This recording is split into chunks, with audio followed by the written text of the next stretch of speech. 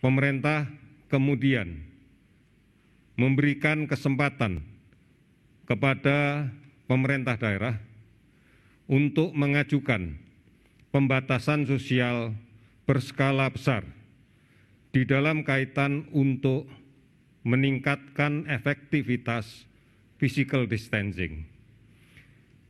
Tujuan dari pembatasan sosial bukan dimaknai melarang, tapi membatasi. Karena kita sama-sama pahami faktor pembawa penyakit ini adalah manusia. Oleh karena itu, sebaran penyakit ini akan sejalan dengan aktivitas sosial manusia itu sendiri. Oleh karena itu, perlu untuk kita batasi. Mengapa dibatasi? Karena kita yakini banyak kasus positif tanpa gejala. Kasus positif COVID-19 dengan gejala yang minimal, sehingga secara subjektif dirasakan tidak ada gejala yang masih berada di tengah-tengah kita. Dan kemudian masih banyak kelompok masyarakat yang rentan, yang mengabaikan physical distancing, mengabaikan untuk menjaga jarak, mengabaikan untuk tidak rajin mencuci tangan, sehingga akibatnya adalah penularan yang terus-menerus terjadi. Strategi dasar ini kita perkuat dengan gerakan masker untuk semua. Kita wajib menggunakan masker manakala berada di ruang publik, manakala ada di luar rumah. Karena kita tidak pernah tahu bahwa orang yang di sekitar kita apakah menderita COVID-19 tanpa keluhan, tanpa gejala, atau yang kita sebut dengan orang tanpa gangguan. Oleh karena itu, dengan semua memakai masker, kita yakini kita akan menjadi tidak rentan terhadap penularan COVID-19 ini. Strategi yang kedua yang dilaksanakan adalah melakukan penelusuran kontak dari kasus positif yang kita rawat. Kita harus mewaspadai betul kelompok-kelompok yang potensial menjadi sumber penularan. Di antaranya adalah kontak dekat kasus positif yang kita rawat, kemudian risiko pada tenaga kesehatan yang merawat penderita COVID-19, dan pada masyarakat di daerah di mana kasus COVID-19 ini sangat banyak kita temukan. Inilah gunanya kemudian pemerintah menentukan kebijakan untuk melakukan screening, untuk melakukan pemeriksaan penapisan dengan menggunakan metode rapid test.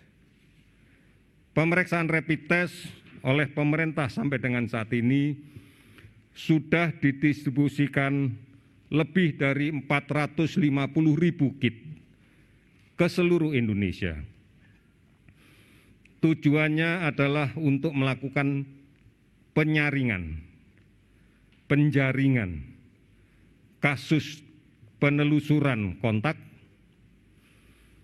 pada tenaga kesehatan dan pada komunitas di mana di daerah tersebut didapatkan banyak sekali kasus positif. Ini strategi awal yang dilakukan terkait dengan pemeriksaan tes. Selanjutnya, kebijakan yang ketiga adalah mengedukasi dan menyiapkan secara mandiri pada sebagian hasil kontak tracing yang menunjukkan hasil tes positif dari rapid test atau negatif namun memiliki gejala, untuk melakukan isolasi secara mandiri. Isolasi ini bisa dilaksanakan secara tersendiri atau dilaksanakan secara kelompok seperti yang diinisiasi oleh berbagai kelompok masyarakat kita. Upaya ini adalah upaya yang positif, yang patut diapresiasi, sehingga saudara-saudara kita yang melaksanakan isolasi bisa melaksanakan dengan baik, tanpa ada stigmatisasi dan tanpa ada upaya untuk mengucilkan mereka. Namun kewajiban bersama untuk membantu agar mereka bisa melaksanakan isolasi dengan baik.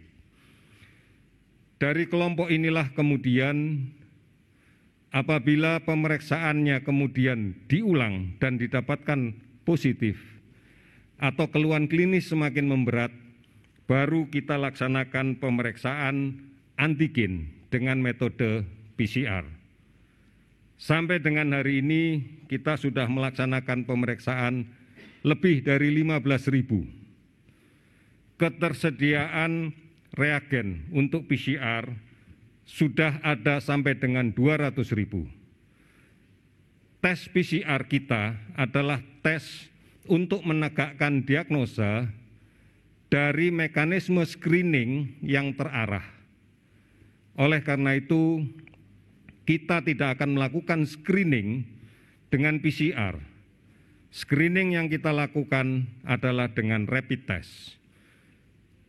Di samping juga melalui tracing dan analisis risiko kontak yang cukup tinggi. Inilah efektivitas penggunaan PCR kita, sehingga persentase positif PCR dari pemeriksaan yang dilakukan relatif tinggi. Karena PCR tidak kita lakukan dengan metode acak, tetapi terpilih dan terstruktur, dimulai dari awal. Selanjutnya, tahapan yang terakhir adalah melaksanakan isolasi rumah sakit. Ini dilakukan manakala isolasi mandiri tidak mungkin dikerjakan, karena ada tanda klinis yang membutuhkan layanan definitif di rumah sakit. Termasuk kemudian kita membangun rumah sakit darurat untuk COVID-19, baik yang berada di Wisma Atlet maupun yang kita bangun di Pulau Galang. Dan sudah barang tentu beberapa daerah juga akan melakukan hal yang sama dalam rangka untuk melakukan isolasi kasus positif dengan klinis ringan sampai dengan sedang yang tidak mungkin melaksanakan isolasi mandiri. Puncaknya adalah rumah sakit rujukan untuk penanganan kasus COVID-19 dengan keluhan sedang berat.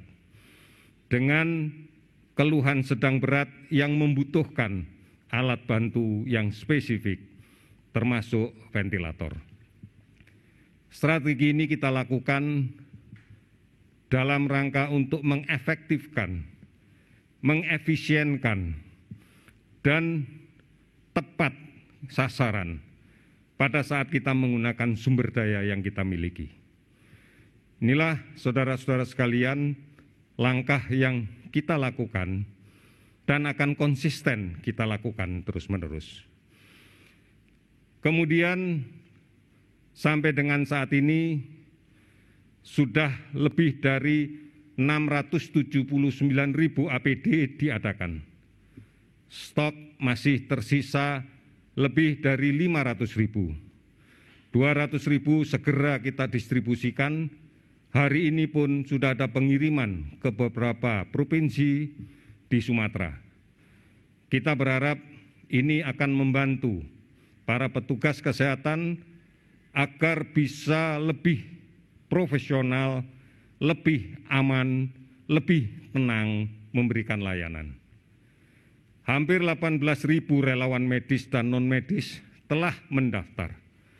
Ini bukti kepedulian yang luar biasa dari segenap bangsa kita. Bahkan sudah lebih dari 83 miliar rupiah telah diterima yang merupakan partisipasi dari seluruh masyarakat Indonesia termasuk warga diaspora ataupun warga negara Indonesia yang berada di luar negeri. Namun sekali lagi, ujung tombak masalah ini adalah di tengah-tengah masyarakat sekalian. Seperti yang saya katakan di awal, bagaimana pondasi untuk mencegah penularan ini diperkuat, sehingga hal-hal yang harus selalu dilakukan adalah: pertama, gunakan masker kain, masker bedah, masker N95 hanya untuk petugas. Cuci tangan pakai sabun dan air yang mengalir. Hindari kerumunan. Pembatasan sosial berskala besar akan melakukan itu. Kemudian jaga kesehatan diri kita sendiri. Cukup istirahat, asupan gizi yang baik, ini menjadi awal bagi kita untuk bisa menjaga kesehatan secara keseluruhan. Jangan melakukan perjalanan kemanapun.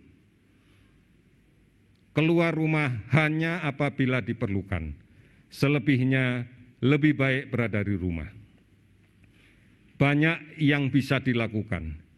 Kami mengingatkan saat ini adalah periode pancaroba yang secara klasik ada gambaran peningkatan kasus demam berdarah di daerah.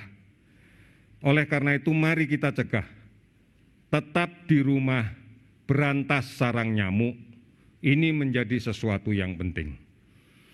Mudah-mudahan dengan cara yang seperti ini, secara terstruktur dan masif, kita bisa menghentikan rantai penularan COVID-19. Saudara-saudara, yang terakhir akan saya update kembali data kasus konfirmasi positif dari pemeriksaan PCR yang kita dapatkan. Yang pertama, ada 218 kasus baru, sehingga total menjadi 2.956 kasus. Ada 18 kasus yang sudah sembuh, sehingga total menjadi 222 kasus. Dan ada 19 kasus yang meninggal, sehingga total menjadi 240 kasus. Kita ingatkan kembali bersama-sama untuk bisa patuhi dan disiplin. Patuhi dan disiplin cuci tangan pakai sabun dan air yang mengalir. Patuh dan disiplin memakai masker. Patuh dan disiplin menjaga jarak aman. Patuh dan disiplin untuk tetap di rumah dan membersihkan sarang nyamuk. Oleh karena itu, diharapkan tidak melakukan perjalanan kemanapun pada periode saat sekarang ini. Resikonya akan semakin besar. Oleh karena itu, mari kita bisa melindungi diri kita sendiri. Kita bisa melindungi keluarga kita. Kita bisa melindungi lingkungan kita. Kita bisa melindungi orang-orang yang sudah tua, saudara-saudara kita yang di kampung, agar mereka tetap sehat. Kita bisa melindungi seluruh bangsa kita. Karena kita yakin hanya kita dan kita yang pasti bisa melindungi bangsa ini. Sekali lagi, hanya kita dan kita sajalah yang bisa melindungi bangsa ini dalam menghadapi pandemi COVID-19. Kita bisa. Terima kasih, selamat sore.